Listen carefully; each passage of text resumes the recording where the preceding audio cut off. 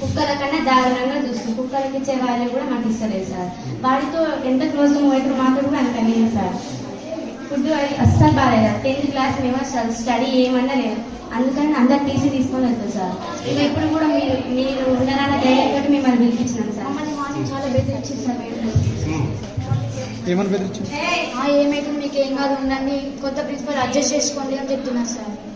Study బాగాలే, కర్రీలో ఇది పురుగు దశ. ఒక రోజు అయితే బోండాలు చిన్న చిన్న ఉన్నాయి బోండాలు. ఒక అక్కకైతే పెరుగు చట్నీ చేసిండు, అందులో అయితే ఇంతలా పురుగు వచ్చింది. పురుగులు వస్తున్నాయి. చూసాంలే. మేము 10th వాళ్ళకైతే ఇంతవరకు మొన్న ఫిజిక్స్ ఇంగ్లీష్ వచ్చి ఇంగ్లీష్ మేడంకి ఎస్టర్డేకి టుడేకి టుమారోకి తేడా తెలియదు సార్.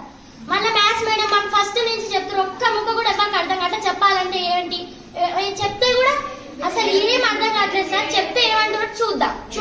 మా ప్రాబ్లం ఏంటంటే మా సంజయ్ మేడం ఉన్నారు కదా, మాకు ఆ మేడమే కాదు ప్రిన్సిపల్ వద్దు. అన్నిటికీ రూల్స్ పెడితే మేము ఎట్లుండాలి సార్? ఇక్కడ ప్రతి దానికి రూల్ అంటున్నారు. పడుకోవడానికి రూల్, తినడానికి అసలు మాకు తిండే మంచి పెట్టలేదు. ఫస్ట్ అది మెయిన్ ప్రాబ్లం. నెక్స్ట్ ఎక్కడ పడితే అక్కడ మమ్మల్ని ఏ మేడం అయినా కనీసం ఎవరైనా సరే గుడ్ మార్నింగ్ చెప్తే గుడ్ మార్నింగ్ చెప్పాలి కదా.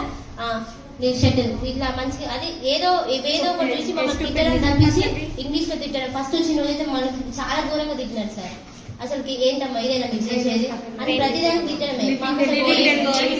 బ్రెయిన్ లేదా మీకు, లివింగ్ డెడ్ బాడీస్ మీరు అని అన్నిటికీ తిడుతూనే ఉంటారు.